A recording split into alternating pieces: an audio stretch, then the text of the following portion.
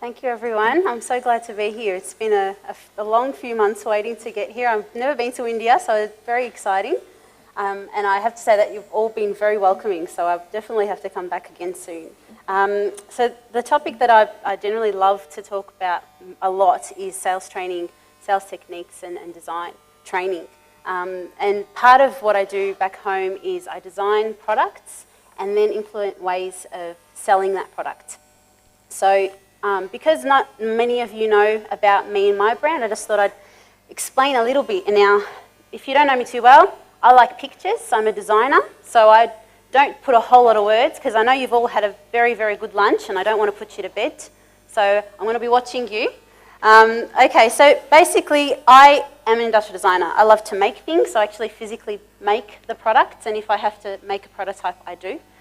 I love food, and boy do I love India because of the food. Wow, you guys really do it well.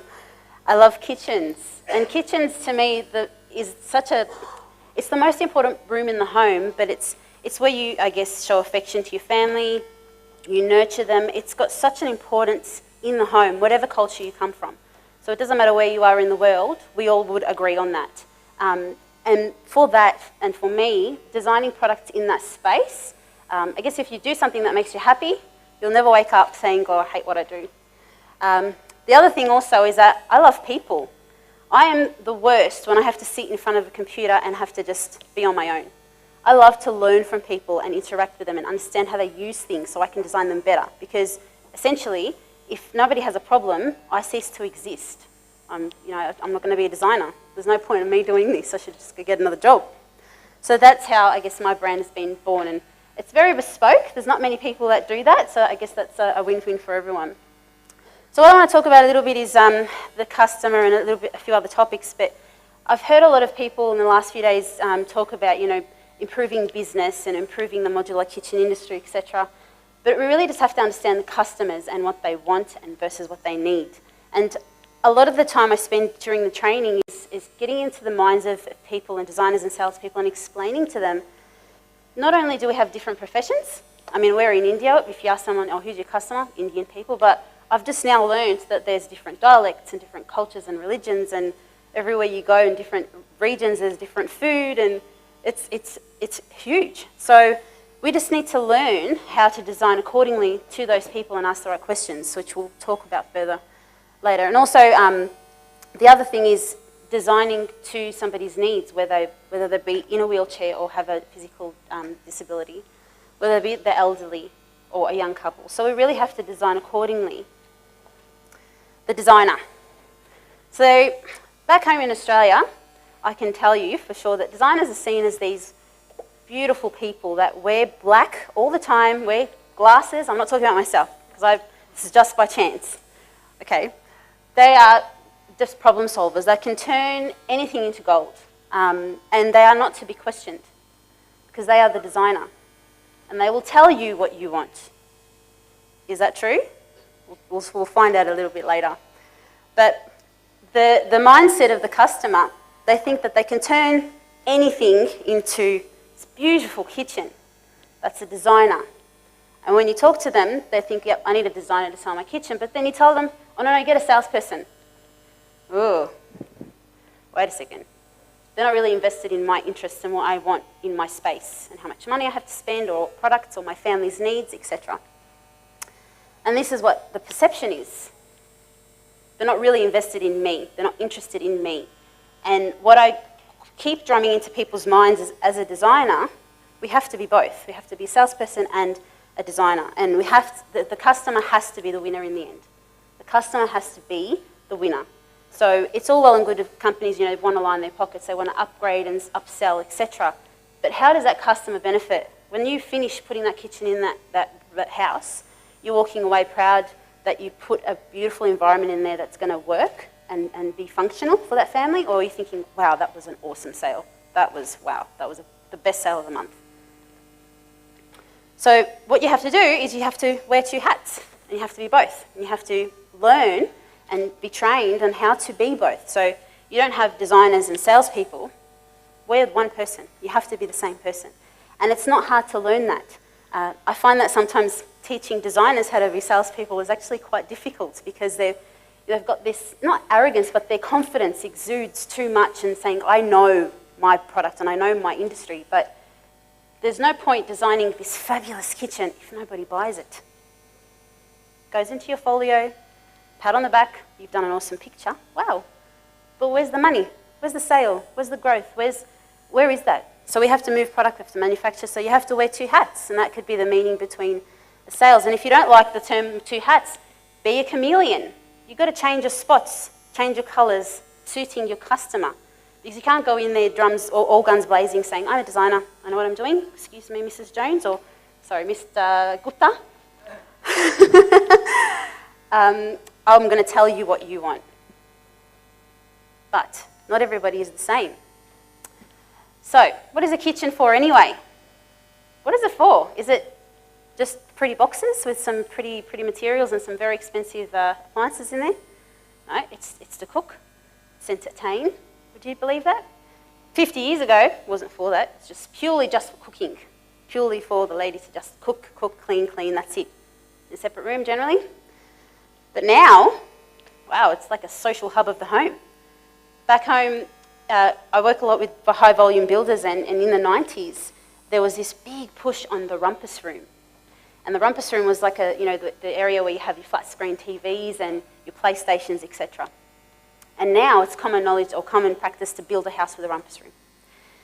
The kitchen, though, now is that new area where people now are focusing on.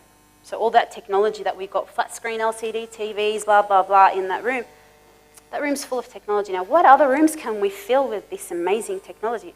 Wait a second, the kitchen. And we're just scratching the surface. I mean, I was just listening to the previous talk about the appliances being designed specifically to your customers' needs. I'm shocked that nobody's actually designed appliances to make food here in India, because your food is so, like, there's a lot of intricate things that you do here. And I'm surprised at that. So with that, now the kitchen's used by everyone. Men, God forbid, my husband hates me saying that, but men use the kitchen. Women, old people, I mean, it's, that picture there with the old lady resonated so much with me because it's that whole nostalgic approach where, the older person passing on a recipe to the younger generation. And so there's that still today, but that kitchen is just such a central nervous system of the home. Now, showroom. So we're going to touch on a few points here because I wanted to go through the whole process with you. So the showroom, how does it serve your client? So what I mean by that is that how is the experience? What is the experience? Do you have an experience, or do you just have some pretty kitchens in there? Or the most expensive product in there just to showcase it? Is it a sales tool? Does it have a flow? Does it have a process? Is there a process that your colour consultants or designers take their prospective buyers through to guide them to make an educated decision and choice as to what's available? A lot of people, actually I was speaking yesterday to a few people, and they were saying that the modular kitchen industry is not as popular as it should be because people don't know how to use it. They don't really understand it. But what better way to tell them? Explain to them, and you have to demonstrate. So when you're demonstrating, you have to get physical, you have to open drawers, you have to be part of that experience. So the salesperson has to be part of that experience, not just the showroom. So we were just talking about the salespeople, evoking emotion and putting that passion across. If they don't believe or don't have the conviction in what they actually do, then the customer's not going to buy it. They're not going to believe them. But if they're passionate about what they are saying and they believe it, and they are putting across, solutions. Look at this, Mr. Jones. Look at this, Mrs. Smith. This drawer is this large. And, I always carry around a measuring tape and tell people, you need to have this in your sales kit. Do they have a sales kit? Do they have tools? You have to be visual, because a lot of people, have a list and they have all of these choices on it and say, oh, okay, are you vegetarian? Tick. Do you require storage? Tick. But they don't have a conversation about it, which is what I'll talk about in a few more slides. But is it nostalgic? Do people want to go up and touch things? So I was in Italy just a few weeks ago, and I love watching people. People watching is my favourite thing to do. And I was watching this gentleman look at this wall, and I was looking for the sales consultants. There was no one. Oh, they'll come. I'm thinking they'll come. He was touching, feeling, and then he picked one up. Now, I'm not the fashion police. The one that he picked up as a designer, the designer in me was saying, don't pick that one up. Don't touch it, put it back. But the salesperson in my head was saying, hang on, where's someone? He's touching something. He likes it. He wants that. He's interested. Someone quick, give him some information. There was no one around. So are your sales consultants or designers in your showroom watching how people interact with that space? Because then they know indirectly what the budget can be, what they can actually upsell, what they know that they can kind of put in the design. I'm big on touching material. It's quite funny that if you have a display in your showroom and you find people just having to touch it, and it's almost like they're making a memory or it's nostalgic or it reminds them of something. People, we're tactile creatures. We love touching things and smelling things and creating memories like that. So I think you need to play on those senses. So it's not just sight. Oh, that looks nice. Yeah, get them to feel it. Look at the texture on this. What do you think? We'll get to talk about that later, but we'll talk about your layout first of your kitchen, what kind of shape your kitchen needs to be first, and we'll touch on that later. But do you like that? Okay, we'll write that down and I'll show you that material a little bit later. Now, we'll talk, it's been touched on a little bit about branding, but it's true, guys. Your showroom needs to speak and scream your brand.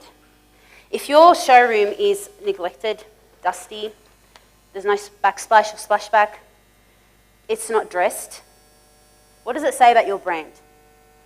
It's almost like a misconception. People walk in and they make a judgment. We're all very judgmental. That's just how humans are. We pass judgment.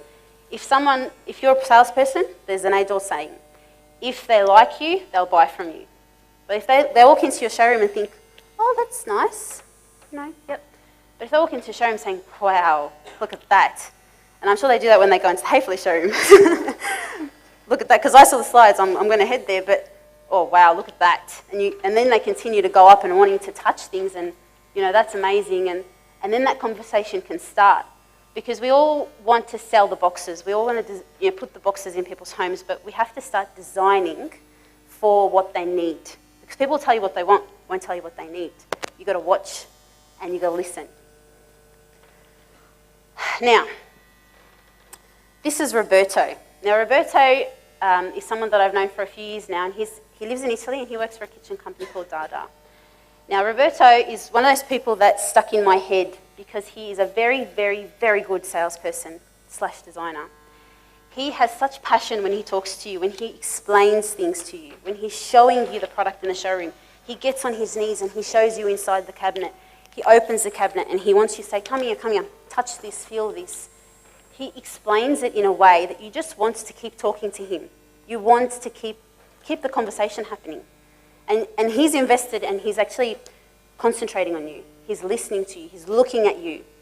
A lot of sales, whatever product you are selling, there's a lot of body language in it.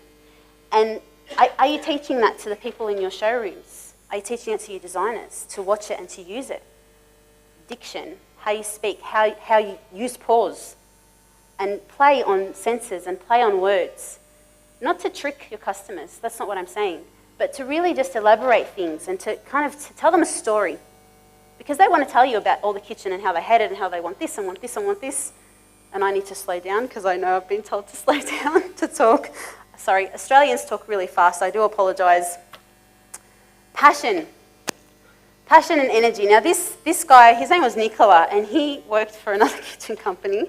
And Nicola made me laugh hysterically because he was so passionate, and he was talking with such conviction that he was sweating. He was sweating, beads of sweat were running down him. He was using his hands, and it wasn't because he was Italian. It was because he was so excited. He loved his product. He loved his industry. He loved what he did. And he wanted you to love it as much. And by default, you did.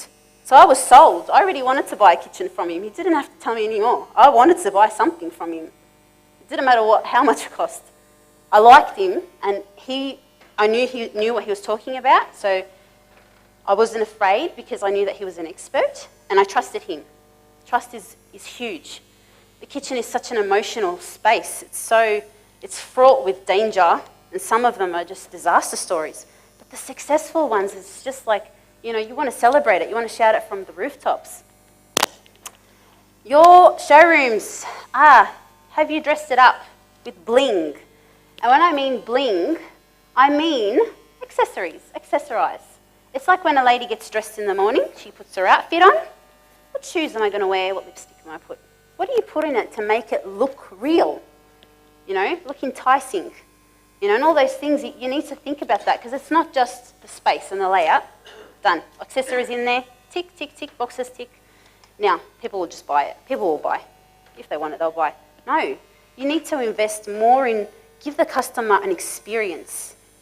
Okay, give them what they want. Focal point in your showrooms. Now this is a conversation piece. Now I'm not telling you to go out and hire a big castle and put your showroom in there. But this resonated with me in Italy. This is Caesar stone. They put this display in a great big, I think it was an old castle, but the whole point is that that space elevated that material. It made it more opulent. It was in its element, and that surrounding just enhanced it. I wanted it. I had to have it. So people, you know, they'll look around and think, oh, what do the rest of the showroom look like? What does the floor look like? What does the walls, the colour? You know, it's not just the kitchens or the boxes on the walls and the appliances put in the holes.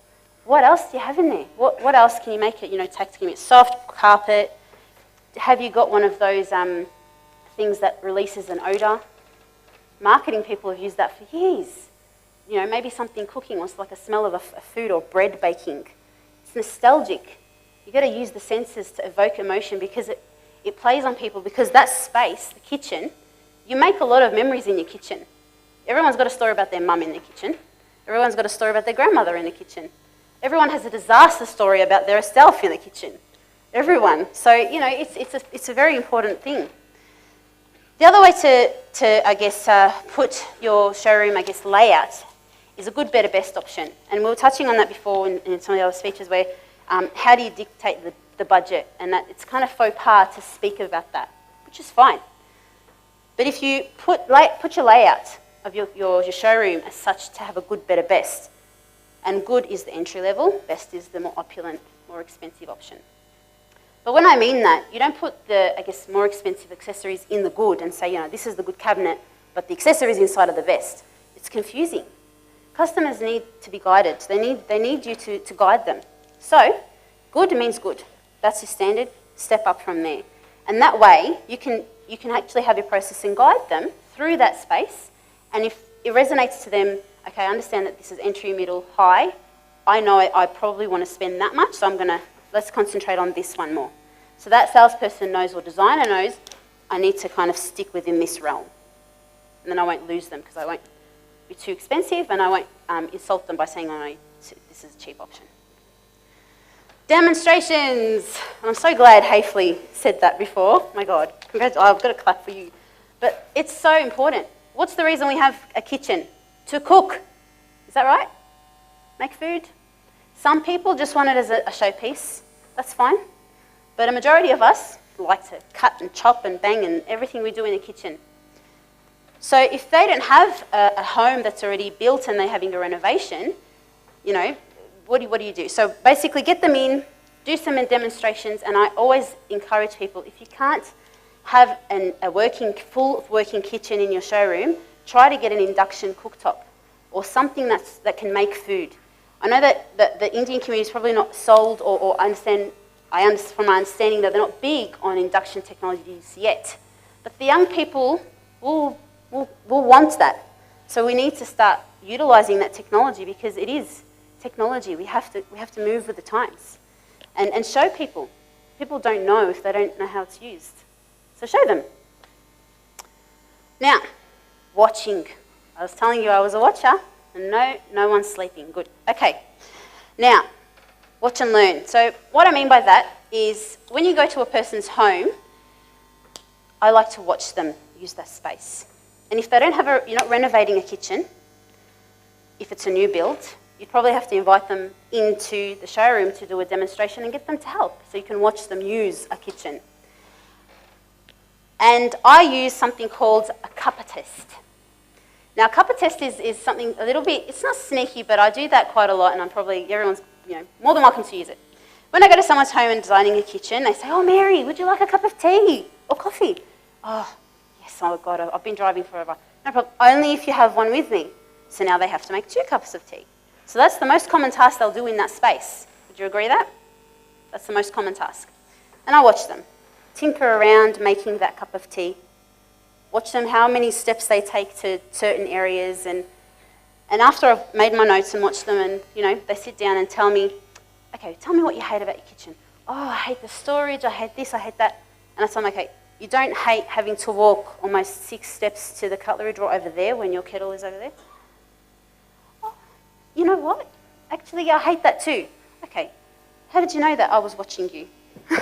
It's watching. But it's just, people won't tell you exactly what they need. They'll tell you what they want, they won't tell you what they need. So you have to watch and marry the two together. So that's the designer and the salesperson working. Hats, okay? So they'll tell you and how they really use their kitchen. The other way you can always find out how they really use their kitchen is children. Children are around, they'll always dob on their parents, say, "Oh, do you chop on the board, on the bench top straight away, Mrs. Jones?" And the child will say, "Yeah, Mum does that all the time." She shouts at Dad as well, she hates it. But then she's just told you, "I want the most expensive marble bench top." So you've got to educate her about, oh, maybe there's other materials we could investigate. If you're inclined to do that, that's okay, everyone does. Maybe we can, have you heard about this material or that material? And then that conversation continues. And that trust and the rapport that you're building is actually securing that sale, because you're getting small closes along the way. And what I mean by that is small closes, small agreeances. So at the end, when you're doing your pitch and your final pitch of your design, you've already had those little agreeances, and it's almost like, yeah, okay, I want to buy it, yes, that's fine. Because you're invested in what I want, I need. You've given me, and you haven't put all these extras in there just to kind of bump up the price. And I've said it before, I'm sorry, gentlemen, you have to sell like a lady. You have to. Conversation. Now, are your designers in your stores or your retail outlets, do they have a conversation? Or are they just having a pick and tick list?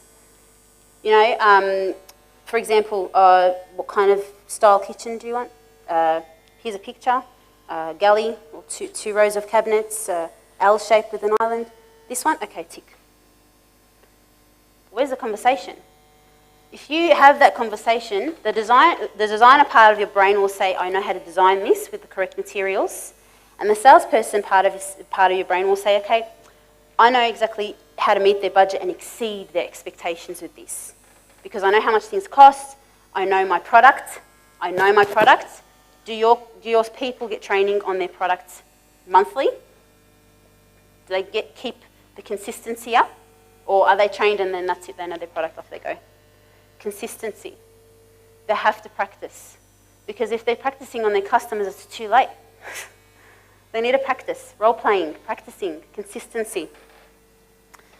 Now, during a conversation, you're probably looking at me saying, that girl can talk and talk and talk.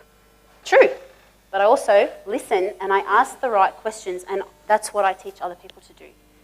So when we're having a conversation about the kitchen, in the showroom or in the home, I'm not talking about the weather, or gosh, it's hot outside, or geez, I had this awesome butter chicken yesterday. I'm still waiting for it, by the way. No, I'm asking them relevant questions, but I'm trying to probe them for answers and start conversation so they're telling me more than what they want to. Because in the back of their head saying, I probably won't give them too much info. But through the conversation, and ladies are very good at that, you get so much information from people just by conversing with them, not by showing them that you are just a number and this piece of paper, I'm ticking, and that's your kitchen there. There's no relationship here. I'm just doing my job. I'm not really interested. But if you're really invested in that, that rapport building skill is very important. Listening. When a customer speaks, you gotta listen. Because you don't only listen to what they are saying, you're listening and watching how they are saying it.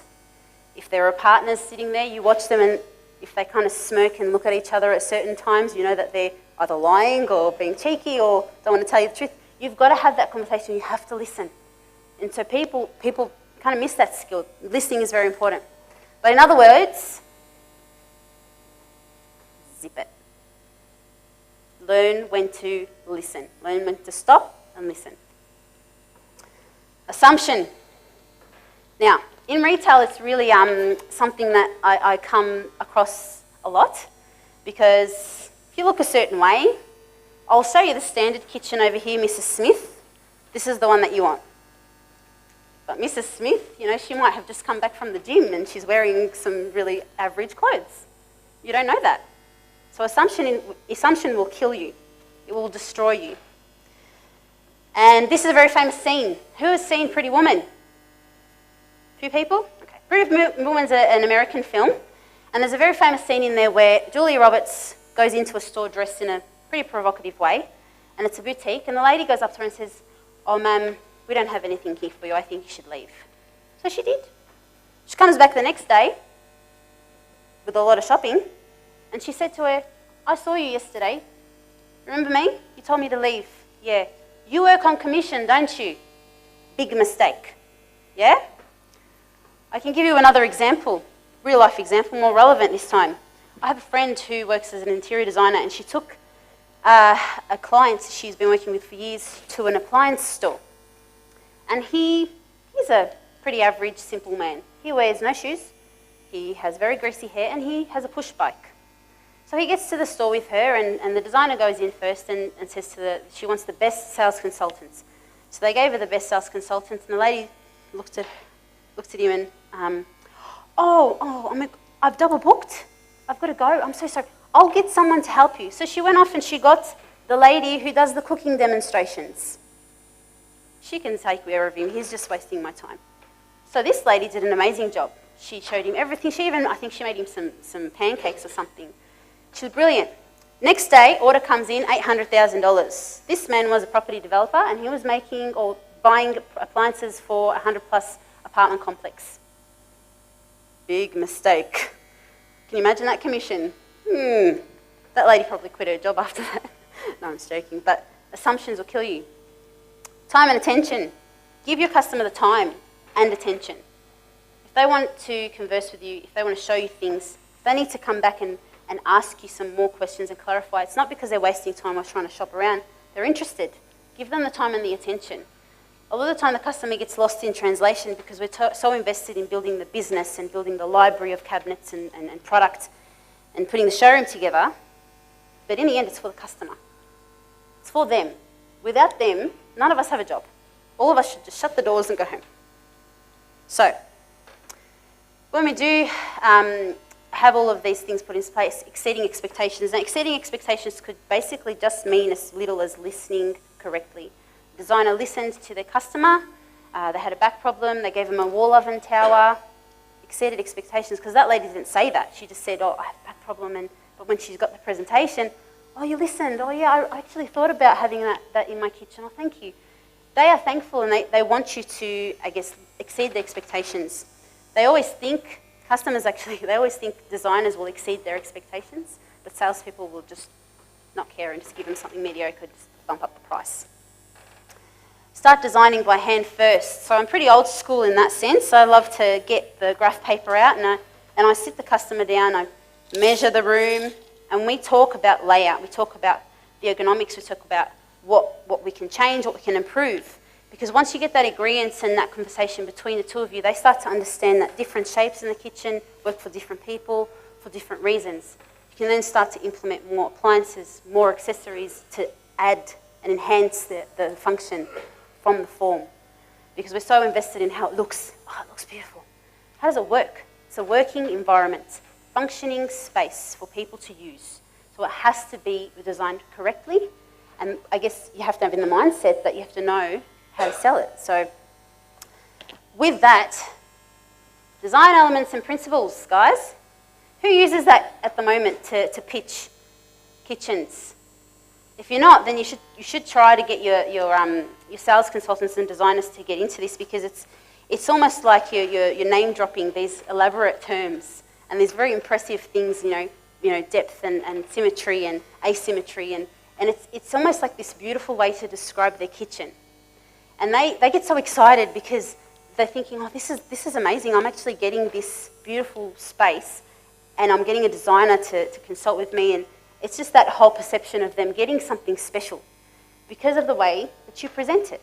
If you're just showing them a 3D image, saying, yep, see, I put your oven here, I put your fridge here, I put your pantry here, yep, that's your drawers. Is that nice? Like, you want to buy that? So that's some more elements and principles, so symmetry, proportion, etc., rhythm as well. But sadly, you're going to probably think that I'm contradicting myself here, but design is not enough. We all can design kitchens. Every single person here, I guarantee you, I'm sure, you design the best kitchens, but it's a wasted effort if it's not sold. It's a wasted effort if it's not purchased. It doesn't get anywhere. It just doesn't leave that 3D rendering. It's just something you just file away and show the next customer. Say, oh, look at this kitchen that I designed, but I didn't sell it. So it's really important that every single thing, all the time that you take to invest in, and the effort that you take to design that space, we want to turn that into a sale. So that's really important. So overconfidence in just, the design part sometimes can kill you as well.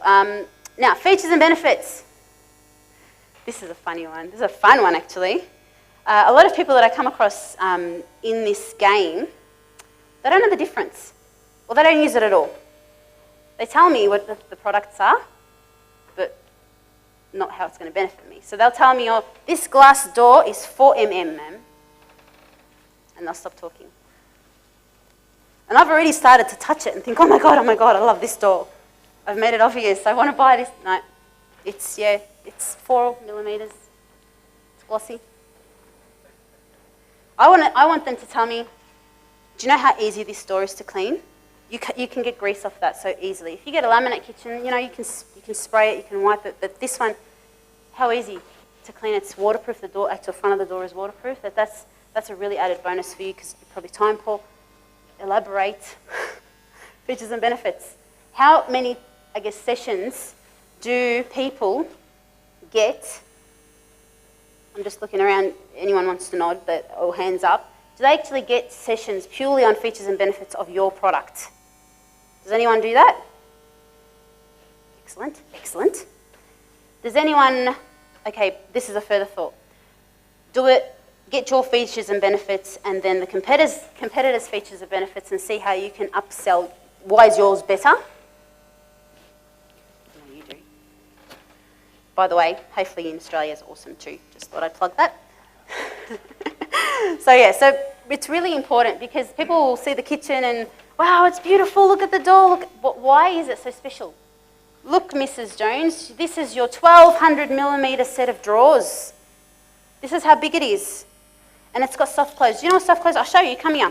Pull it out, try to slam it shut. Features and benefits. Now, you told me you had an elbow problem. That's not going to hurt you. Oh, and you also told me your husband has a night shift. He works at night and you don't want to make any noise at night when you're cooking. That's really, really important too. It might seem pretty trivial to you, but to them, it's important. That's why you've got to remove yourself out of it. It's got nothing to do with you. It's their kitchen.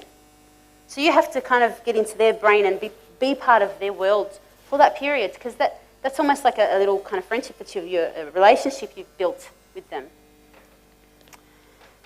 Now, I do talk a lot about educating customers about how things are made and where they come from, and if you have a social conscience, who makes them and how much they get paid.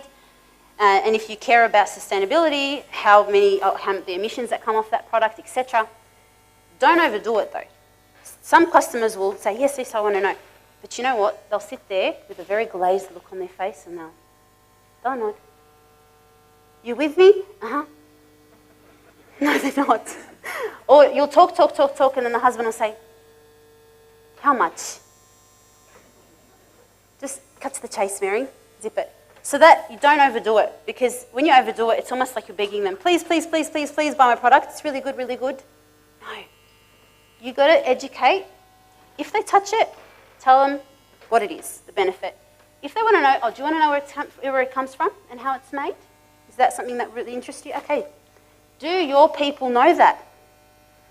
Do your staff, every single one of your people know how a painted door is made, how a vinyl wrap door is made?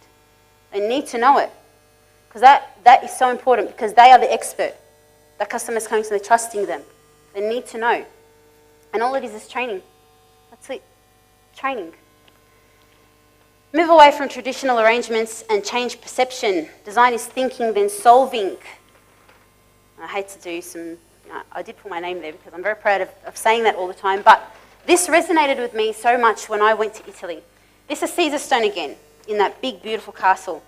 That island there is a kitchen made out of stone with slits and cuts in it, beautifully arranged so that you can ergonomically pick up bowls, use a mixer, create, make. So, so clever. Change perception, because in my head, a kitchen is boxes up here, boxes there maybe, and some there, sink, oven, range hood. Perception. Who said that that had to be how it was? Who said that? Who made the rule? You know, in the 1950s, I'm going to probably get shot here, but 1950s, a bunch of men, I do love men, but this is just true, they developed the working triangle. They watched a 1950s housewife use a kitchen. That's the working triangle. I'll give you an example in Australia. I like to tell people, everybody has their own shape. Every single person has their own shape. Because we have a walk-in pantry, there are so many more appliances to use. All of these things add to the extra stops you have to make in the kitchen. It's not just the sink, the oven and the fridge or the pantry anymore. It's more points. So everybody, and you've got to find out that person's shape through conversation, through education. And this is just some examples of it, you know, the clever way that they were just playing with the idea of a kitchen, but, you know, it's just in the stone. So I'll just move on because of the time. Now, I like to have a bit of fun with my customers, and I need two examples, two people to come out. And who wants to come out? Do you want to come out? Who else wants to come out? Do you want to come out? Come on. Come and help me out quickly because we're running on time. You hold this, and you hold this. Now, no. No one's going to hurt anyone. I don't have public liability here in India. So, put your arm out a little bit higher. Just stay there. Just stay there. Now, I do this test with my customers. I get them, because they're harping on about how, hinges are so expensive and hardware, but I want this box and I want this bench top, blah, blah, blah. Okay, 3 things you need to spend the most on in a kitchen. Bench top surface, it will take a beating in its lifetime. Hardware, those hinges are going to hold up that door for almost 10 years, so it's better be a good one. You keep holding it, tell me how, if you get tired, stand there. You will get tired eventually.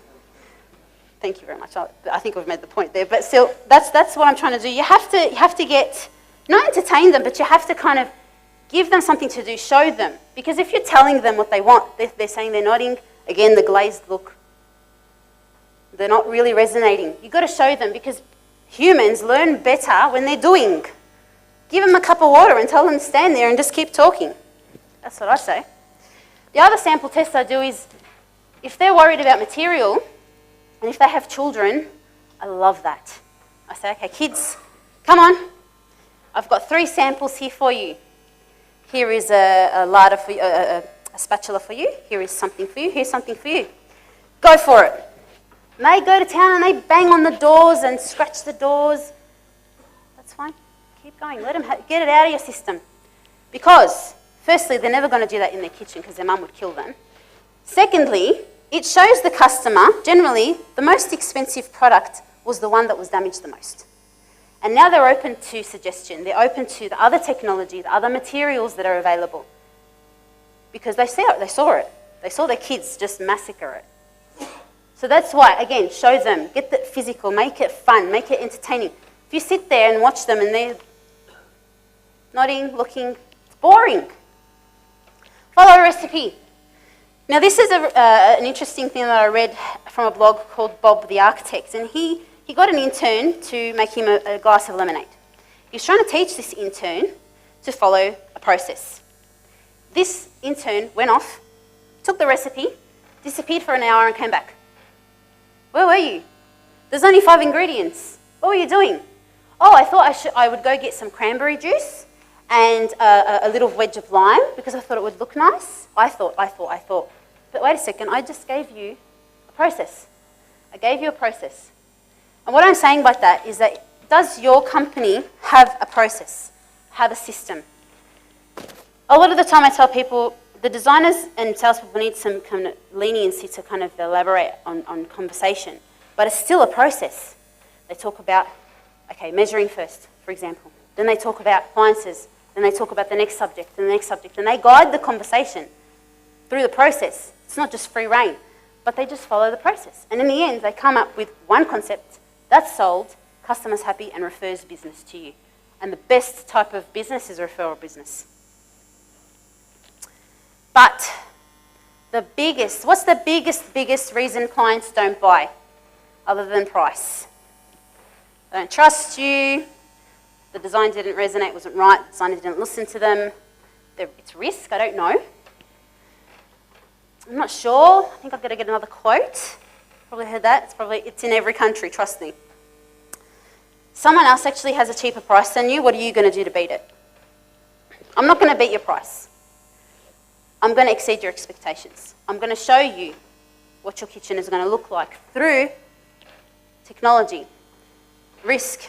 It's almost like walking a tightrope, I'm not sure. And in the modular industry, as I'm hearing, that's the problem. People are not sure about kitchen. There's a misconception, there's a perception in their heads that it's not better, it's not good enough. But you use 3D rendering, technology. Technology is moving at a pace that's so quick that if we're not with that, I guess, the wave, then we're going to miss it, especially the kitchen industry. Most other industries are already on the wave. They're on that surfboard and off they go. But we're kind of stagnant. We use rendering. Everyone uses rendering. It's a picture. That's not real. I see it and I'm impressed. Wow, that's awesome. Yeah, that's really pretty. And they hold it up in their space and, yep, that would work. Yeah, I'm sold. Yes, I'll have it. But what if we could eliminate it?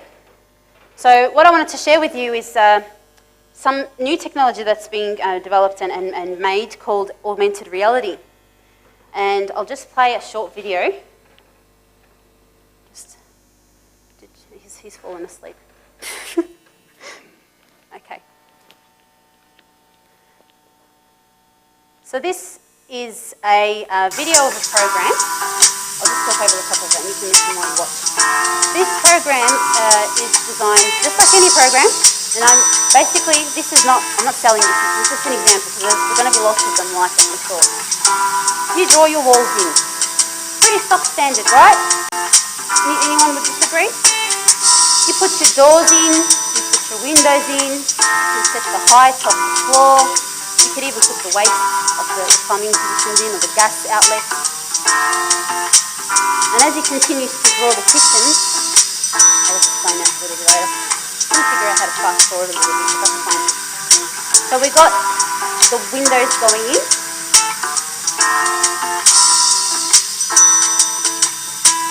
Excuse the music, guys. Free internet music is not very good. So this one here is a bathroom. I've selected a bathroom because the kitchen will take longer, obviously, to draw, and we're kind of mindful of the time. But the objects in the bathroom are then placed in 3D. Pretty standard. Most programs will do that. You're thinking, what's special about that? It's not really eliminating any risk. Customers seen that before, yeah? Okay.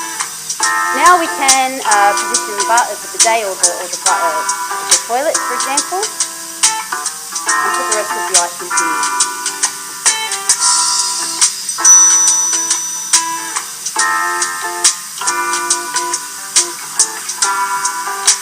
Next step is we can change colour, material. So if you want to upsell an item, you can change door colour, benchtop material, flashback, and it continues from there. So you can do as many as you want, and it's pretty much just the tap of a button. This is where I'm going with technology. As you can see, that wall, that's the wall the bathroom is going to go on when it's built. So that's the potential wall, that's the site wall. In that corner over here, in the right-hand corner, that's what the gentleman can see on his iPhone. So as he walks around that space, He's actually looking at his new bathroom. Yep, portion, I like that colour. Oh, that basin's really big. I think I might change it. You know what? I might add a double basin. And so then you find, I'm getting in the way, but you find that the customer will start to upsell themselves. You know what? I think I might add something to that. In a kitchen scenario, you can open up doors, you can pull out accessories. The potential is endless. You've got to invest in technology. Because if you don't, I guess we're going to miss that train. It's so important. So I'll let him finish his video. He's having a look around. But as the customer is walking around, they're getting really excited because they've eliminated the risk. They know exactly what it's going to look like. The proportion, the colour, the texture. I can even see the gloss and shine on my new marble bench top. How amazing would that be? So that as a sales tool would be really valuable. Hands up who thinks that would be valuable in their business. I mean, customers then would try to say, you know, show me that again, but this time add this and add that. Oh, but ma'am, you do understand that we've come to this cost. We can talk about it. Yes, that's fine. Just add it. Because that's it. I've seen it. I can see myself in the space. You can even take a photo of them in that space.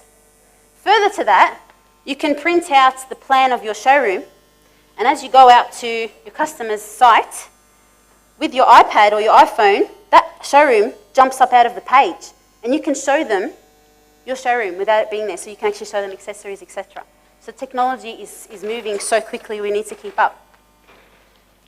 And a lot of the time I do tell people, don't make apologies for price. If you have a brand, if you have a product, and you sell it for a particular price, and people are constantly asking for a discount, sometimes I say, you know what, don't stick to your guns, don't apologise for the price. Give them the features and benefits as to why you've got to that amount and how it's going to benefit them in the future. I use an example in Australia where if you buy a new car, you drive out of the showroom, decreases by 10 grand, easy, $10,000. If you put a new kitchen in your house, it increases by $30,000. So I'm talking in Australian dollars, so just, I don't know the conversion rates, I apologise. The same thing would apply. Apologies, don't make them. You also need to learn where to walk away. A lot of the time we try so hard and we try and redo designs and redesigns, and sometimes it's okay to walk away. Invest that time in the next customer. And reevaluate. It's no use crying over spilt milk. Just reevaluate it. There's a reason why. There's always a reason why.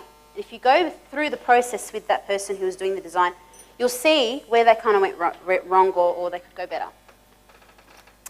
How do you celebrate a successful sale? Do you do anything to the customer? Do you give them something? Do you give them like a call saying, thank you for buying a kitchen from us, you've received a gift hamper or a new chopping board or something small? Because those little gifts really, customers love it. And how do you actually, I guess, reward the designers? Do you run competitions? Do you say, okay, the person who sells the most and designs and sells the most kitchens this year, I'm going to send to a trade show or gets a weekend away? How do you incentivize them? Because they're human. They need some kind of encouragement. Because it's hard to be on the go all the time and be excited because, you know, we are human. How do they keep loving what they do? Now, who would agree with that? Hands up who would agree with that. This is the sales road. This is what the sales road looks like or should look like. Anyone? A few? Just a few? Okay. I'd have to disagree with you. I'd say this is the sales road. You're probably thinking, oh my god, that's not a very pretty road. You're right, it's not. It's hard work. It's not all roses and green fields and sunsets. It's not. It's kind of like life. I'm being philosophical here. It's like life. You have to repave. Something's not working, you repave it so you don't fall over and kill yourself. You have to really watch where you're going. You've got to see the road ahead. Is it clear? Is it bumpy? Has it got potholes?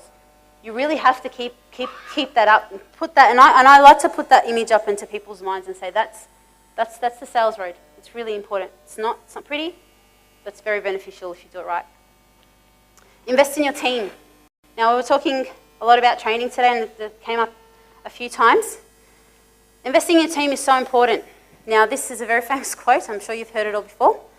What if we invest in developing our people and they leave us and they go and open new stores on their own and be our competitor? I say good. What if they stay and we don't train them? How many kitchens are we going to sell? Because if they go and they open new stores, that's a testament to you. That's you know what? I actually trained so-and-so. I trained Mr. Smith. I trained him. You know, he built his business through the knowledge that he got here. How amazing is that when people hear that? Like you're like the godfather of that new breed. Because if you don't do that, how are the next generation ever going to open up kitchen companies? You know, we're all going to, you know, sadly go to our Father up in heaven or wherever, and that's it. We're investing in the next generation. And what better people to learn from than experts like yourself? Like I've just been here for a day and I've already heard the wealth of information in this room. My brain has to digest it all. It's amazing. You're so full of knowledge that we need to invest in that next generation. Because if we don't, what's going to happen? Who's going to sell the kitchens? God forbids a car salesman decides to have a kitchen company in one day. Can you imagine? What happens to the customer? Oh my goodness, I don't even want to think of that. So training is paramount. Training. And if you don't get an expert to do it, then you've got to do it. But if you need to, invest in an expert to do it. Because they've got fresh eyes. They don't have any emotional connection to your business. So they'll tell you how it is. They'll tell you the honest truth. They'll tell you the facts. And they'll tell you, I can tell you how to do A, B, and C, and you can take it or leave it. That's up to you. But they got fresh eyes. They don't have any emotional connection. They don't have personal relationship. They tell you exactly how it is. After that, then you build your relationship based on that I'm helping that person build their business to the future, to the next level.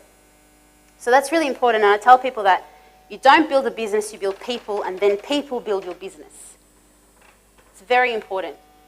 We don't invest them, and we invest all our time in the showrooms and our product and manufacturing. Who's going to sell it? It's going to be a whole warehouse full of boxes that nobody's going to get to enjoy. And lastly, I just want you to all be memorable. Design honestly and sell with integrity. Thank you.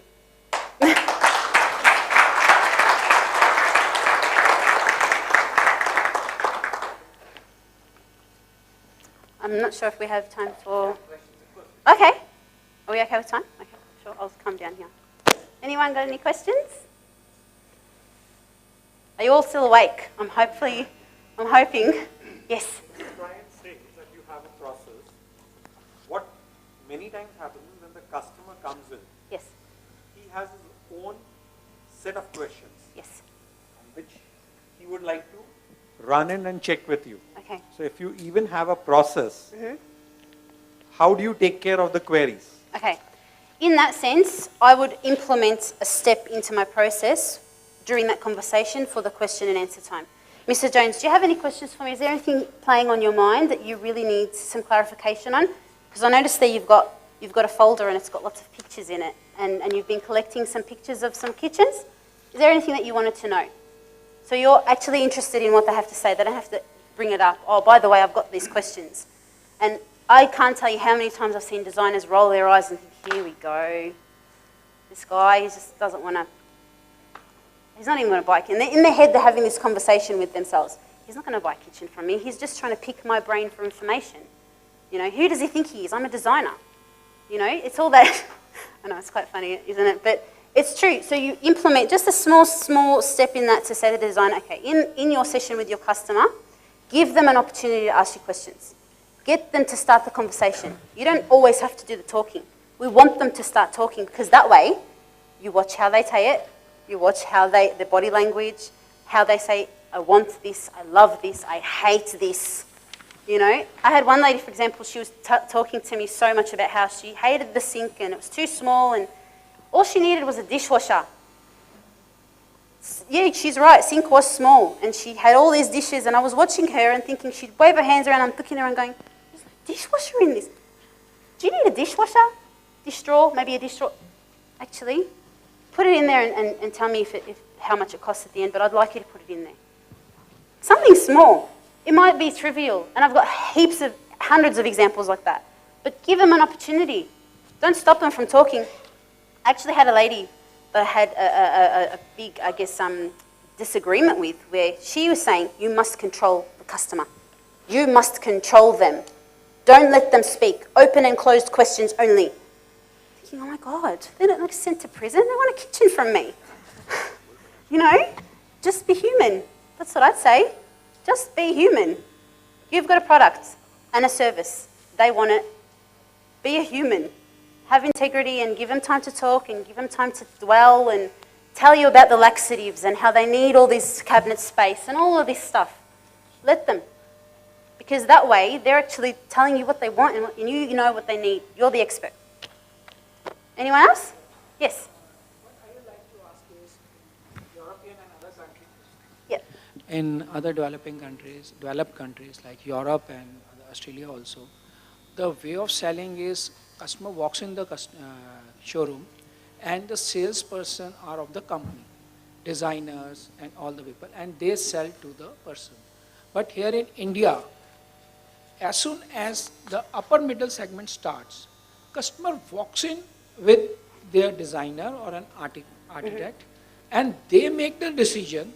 They are influencing the customer to buy the product from a company or a person who are promising them the more of the commission. Yep. This like % commission, they give me 25% commission, and a person doing the job at the showroom, putting the salesperson and designers, don't know what to say to that lady designer or an architect who knows nothing. Okay. He even don't know the corner, what size of the corner box should be. I'll tell you something. It's exactly the same in Australia. Okay. This is the thing. When you're in a kitchen company, you have a salesperson in there. Okay? How to tackle it? They're not an interior designer. They're not an architect. They're not a designer, a degree qualified designer. Yeah. But they are a designer. Okay? But I would probably suggest to them saying that I'm going to give you the savings that I would be paying any commissions to anyone. I'm going to give you the saving, Mr. Smith. Okay, that's what I would say, because I know that there's that whole stigma of architects and designers and everything like that. And I know architects that are amazing at what they do because they are invested in people. Yeah. But I know that a lot of people work on commission, and then there's another set of designers that are like that. And we have really requested people also, sir, you are paying more. Yes. I say, oh yeah, he is the more professional. Yeah. You just Okay. tie with that person. I would probably put it in that this time way. What to do? I would put it this way. This is what I tell the people in Australia. An architect can design the constructed environment, the outside. The interior designer can do the furnishings and colours and fixtures and fittings, but the kitchen designer is an expert in the joinery.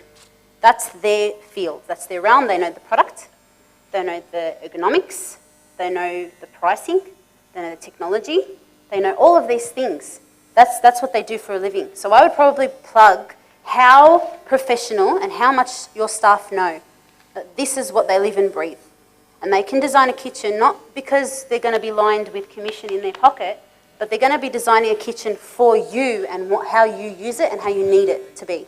So that's what I would say to them. Because if they speak with that conviction and that passion, that point will come across. But if they're timid and they're not sure because they shouldn't offend the designer, and they just let it go, then they're not. It's almost like not a fight, but it is almost like a boxing match. You know, they have to be passionate and know that their product is the best, and they know how to design it better than anyone else, and that comes across.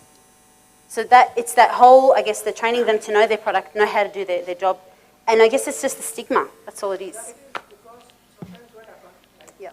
at an entrepreneur level. At the entrepreneur level. When a person is selling a kitchen at their showroom, he may fight it out.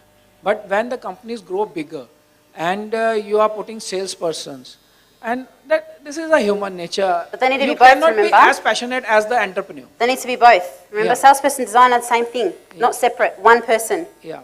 Same. You've got to teach the designers how to sell. You've got to teach a salesperson how to design. Has to be one person. They both need to know how to do both jobs. It's not one or the other, because then that way you're losing. Yes. You're the owner. You've got a business to run. You've got ambition. You want to evolve. You want to open more stores, and those people are what's going to allow you to do that. Because you can't sell the kitchens on your own. Yeah. They need to be both. So you need to teach them. And I know you were saying that before about how what if we teach them and they leave? That's the future of the business in India. They have to be taught by somebody, and what better than all of you? Thank you. No worries. This is a software that I have. The technology is called augmented reality. Augmented reality. That's what the technology is called, but you actually have to develop it. So this is one that I know of, but we can talk about it later if you like. But that's the technology is called AR, and it was developed for, you know, Google Glass? Google Glass? Imagine if you had that on Google Glass, so you give it to your customer and say, hey, walk around your kitchen. Let's go for a walk around your new kitchen. How amazing would that be? You know, forget about that designer or that architect. Sorry, I love what you do. You guys are awesome. You know what? I don't get autographs, but yeah, seriously. To all due respect to them, come, let's go have a walk around. Invest in technology. Because if you want to evolve, you want to open all these stores, you know, that needs to be part of it. You know, I've just finished the showroom, for example, where one of the concepts was projecting a projector on a big wall of cabinets, just white doors. And the doors behind each door was a European laundry, a fold-out bed, a study, a little study. But they were just white walls, and you think, what's that? The projector is projecting full-scale kitchen runs. Different kitchen compositions, configurations, sorry. Lots and lots of them. That extends your showroom like tenfold. Look at that, that's our folio playing. Yeah, that's all the different kitchens that we've done. Well, that's all the designs you can do with our cabinets. That's what you can achieve. So you got to use technology. I can't stress it more. Can't stress it more. Yeah. Yes? To convert the unorganized kitchen making sector. Sorry, come again. Yeah. How to convert the unorganized kitchen making sector, like people who make organized, people who make kitchens. Yes. And there is other sector which a carpenter makes the kitchen. Yes. So how to convert that section into the organized? To a modular kitchen. Yeah. Okay, so that happens in Australia a lot because the carpenters generally can do it in a less expensive way. Same thing here. And I was just previewed to the whole stone kitchen here that I was just learning yesterday actually. So the whole idea of that is that the cabinet maker or the carpenter won't have access to all of these new material and technology. Again, when I say technology, it's just not computers and all the high-tech stuff. Technology in materials. Technology in, you know, materials made from nanotechnology that don't scratch and they're antibacterial. All these features and benefits. And the carpenter generally won't do that. They'll just make the cabinets and they won't be privileged or privy to all of those products. But the modular kitchen or the retail store will.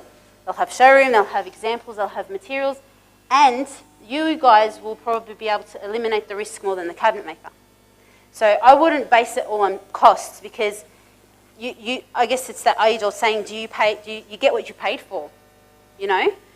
The cabinet maker will do an excellent job, but the modular kitchen, there's a misconception in people's heads that it's not good because it's, you know, it's not custom or it's you know, just it's not made by a cabinet maker. But in actual fact, it will actually exceed people's expectations if they see the aesthetics from the outside. Look how beautiful it can look. But that box, how you can manufacture it with CNC and cutting and flatbeds and edging and all of those things, that function that gets enhanced by from the inside of the cabinet increases all of the accessories and how you actually put install it and put it together and manufacture it. That's something that the cabinet maker or the carpenter doesn't have. And the customer needs to know that because if you don't tell them that, they won't know. They just have a stigma. We can make customer to understand that. The customer, he says this is also kitchen, carpenter also make it. Yep. We cannot educate that much. It's very difficult to make the customer to understand. You need to show them. Show them through presentation. You have to make some mock-up like carpenter. Mock-ups, you need to, for example, when I say working kitchen, a working functional kitchen, that's a modular kitchen that's working. Show them how that space works and say, okay, carpenter's going to make a kitchen, I'm going to make a kitchen. This is how my kitchen works. This is how the appliances go in. This is what you can put in there. Did you know about all these new different appliances that I can put into your cabinet? All these new things? You've got to show them. You have to show. It's talking, I guess, is just words. They're just going to forget and probably go to the cabinet maker. You've got to show them. So when they go home, they probably go on the phone to their girlfriend. Oh my gosh, I saw this cabinet, it was amazing. They had all these accessories in there. I can put all my cups and plates and all the crockery and nothing's going to tinker and smash and chip. Create conversation. You've got to show them. I can't stress that enough. If you have the opportunity to, I know you probably, some of you won't be able to, but if you can, do it. I know probably, yeah, okay, yep, yep.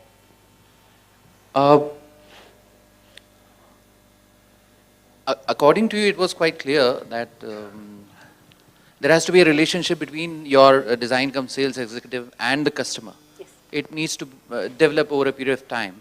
I mean, within the conversations that they are having. And it's very important for that designer to be passionate about what he is doing, or he or she is doing. Mm-hmm. Now the problem is, I wouldn't say problem, the challenge mainly is, even if you take me as a professional, I did not choose to be a kitchen designer. This job chose me around 15 years back. Yep. And this is the case almost with everyone in the new generation. Yes.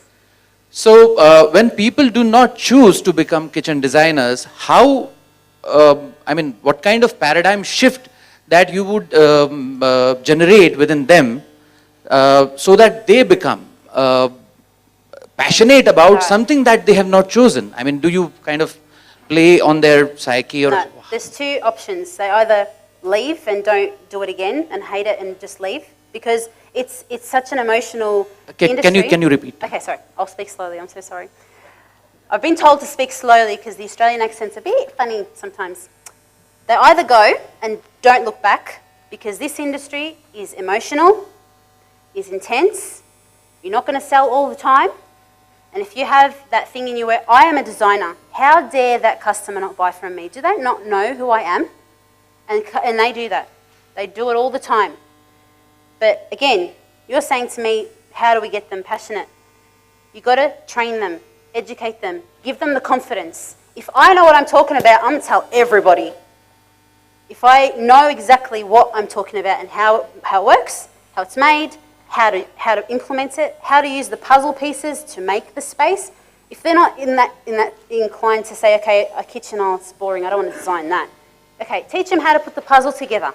Give them a process, explain to them, these are appliances, these are different type of appliances, these are different type of people that might use these appliances. Investigate and research different cultures, religions, eating habits, dietary requirements, all of those things, because they all come to play. If you give them the confidence, they will talk about it, even if they hate it and they don't want to do it. And all they wanted to do was design cars, like me. When I started as a young girl, I only wanted to be an automotive designer. I wanted to design cars. In Australia, the car industry is gone with the wind. Can you imagine? I would have not had a job. I fell into kitchens like you. The job chose me. I'm so passionate about food and people and solving a problem. I like the thrill of the chase, of creating that space that works just for them. That to me gives me a rush. Because when they invite me back and they show me their new kitchen and they're showing me and they're excited, that to me, that's my kudos. That's why I do it. So give them the confidence and teach them. Because it's like any product, if you think about it. Modular kitchens, for example, is a product. You put it together in a certain way so it can do a function, it has to work. Teach them the process, but your process has to work. That's the thing, so you've got to analyse that too. Oh, another one. Yeah. How are we going with time? Okay, because I want to hear some of your talk. In the event of a pre-closure of a sales... Sorry, I'm having trouble hearing you, I'm sorry. What did you say? In the event of the pre-closure of the sales, the customer opens up a discussion of a comparison from our kitchen design price to our competitor's kitchen designer price. So he says the same design, the same material, the same specs, etc., etc. Your price is 15% expensive, 20% expensive, blah, blah, blah. How do we end up this discussion in a very peaceful manner? So you're saying that your design was more expensive than the other person? In the event of a pre-closure of sales, the customer opens up a discussion of comparison. Okay, so they're comparing... No matter he has compared with Tom, Dick and Harry, but he opens up a discussion of a comparison. Yep. The same design from the market, from your nearest competitor, the same materials. I'll just walk back here because I won't stand because of the cameraman. Okay, so in that scenario, if they've shopped you, we call it shopping you, so they've shopped me. They've gotten other quotes. They've sneakily taken a photo with their iPhone of the design. They shouldn't. Or they've written down all of the specs quickly just to say, oh, I'll get another price somewhere else. There's one of two things. Either they haven't sold on the person, they haven't respected or invested and believed the person selling it, that they're the better person to do it, or they're the better company to do it, no matter what the price.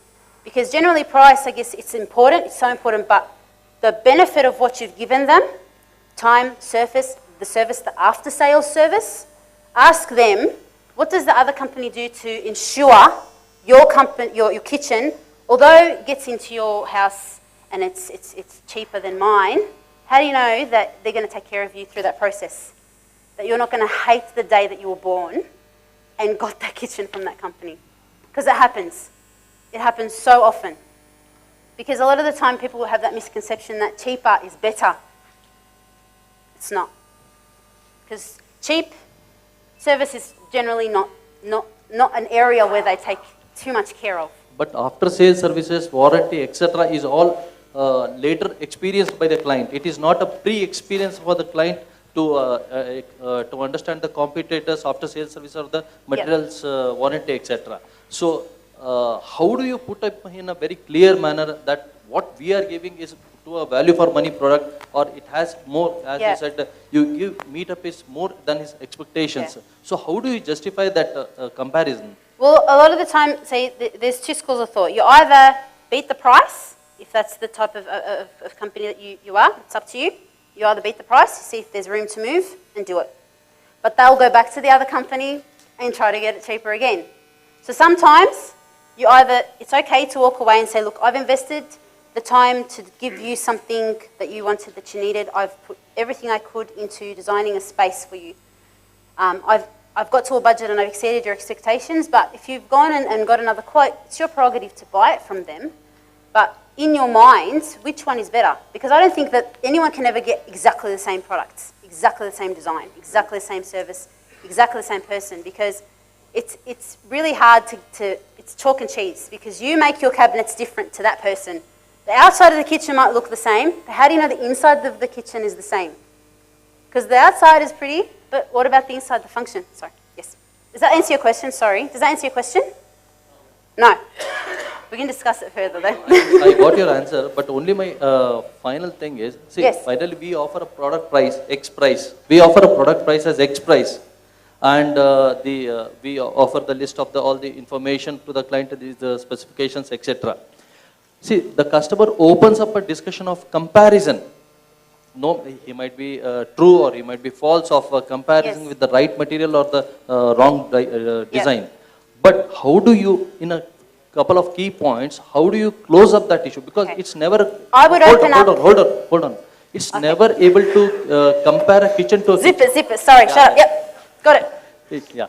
It's not practically possible to compare a design to a design, because we are not selling a TV which is in our showroom, a Sony TV, and you find the same Sony TV with the other competitor model, the same TV to make a true comparison.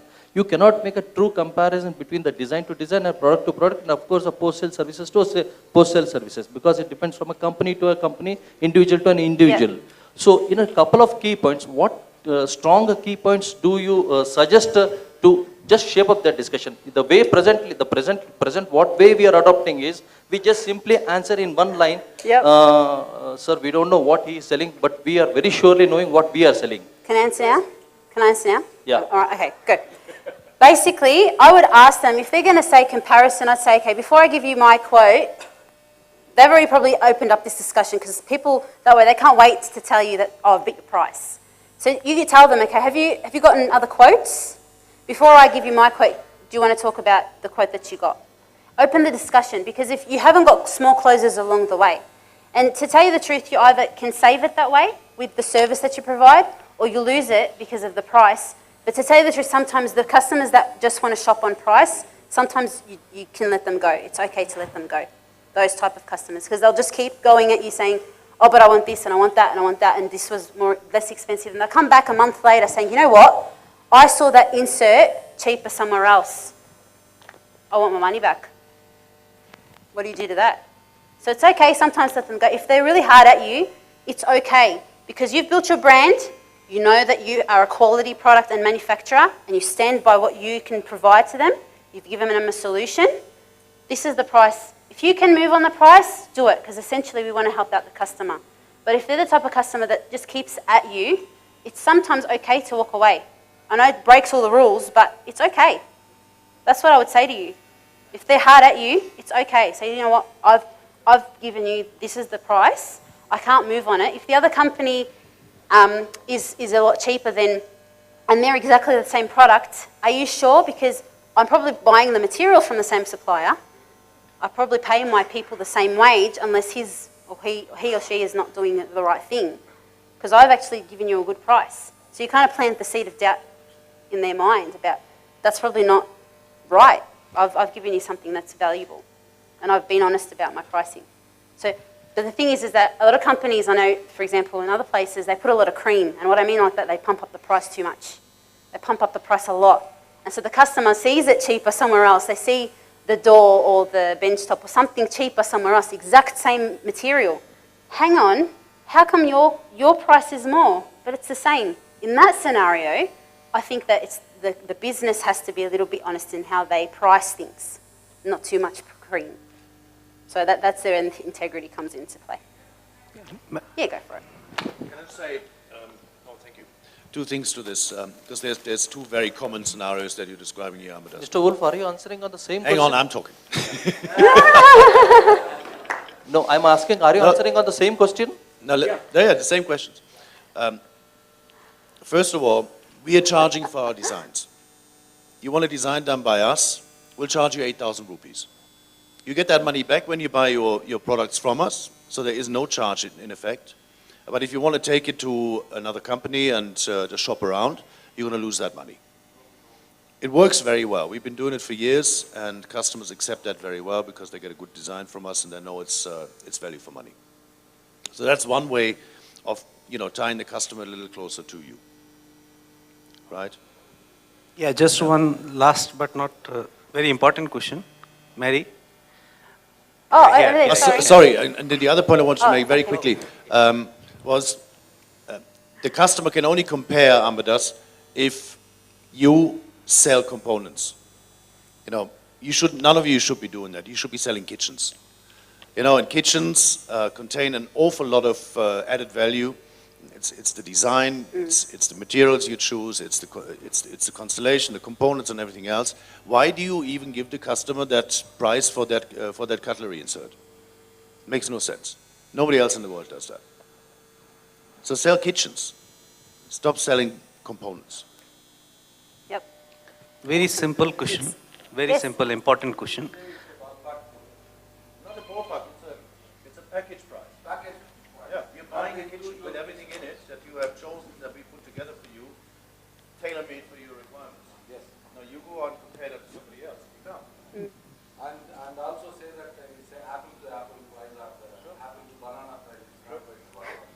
Apples to banana. But still they ask for the breakup. What you giving for what price? Don't give it to them. I Why wouldn't should give you it to give it them. to them? They want it only for one reason, so they can go out and compare. Don't give them that opportunity. And that might be your competitor. We don't sell components, we sell kitchens. And that might be your competitor as well. How do you, giving it away, you don't know who that person is. Don't assume that they're a customer, they could be a competitor. Okay. You don't know, so I wouldn't give that. That's your intellectual property. You price things accordingly to how you want I'm to selling sell. components, you don't. Last question. Sorry, Just yes. last question. I'm so sorry, sir, to cut you short. Miss Maksemos is going nowhere. She'll be there with tea. She she'll need to be- answer in just yes and no, only. Okay. How important do you think that the kitchen sales come designer person must know cooking? Sorry, come again. How important do you think that a kitchen designer come sale person must know cooking? Look, I'm going to say that at least he needs to know how to boil water. Okay? That's it. Because you know what? You could teach anyone that. But the appliances are the easiest things to sell because of the features and benefits. You don't need to know how to cook it. You need to understand the different cultures and how they use this space. You don't necessarily need to know how to make the naan bread or the rotis or anything like that. I'm learning. But You need to know that that person told you, I make this particular cuisine, I need a stone benchtop, I need this particular surface, I need this much storage because I make this stuff and I need to store all of this stuff in there. You need to know how people use, and that's the answer. I wouldn't say that you don't need to know to cook. I love to cook, but that's just an added bonus. Ms. But if you can get them Maksemos, yes or Sorry. no? It's done. Done. Shut up, Mary. Excellent.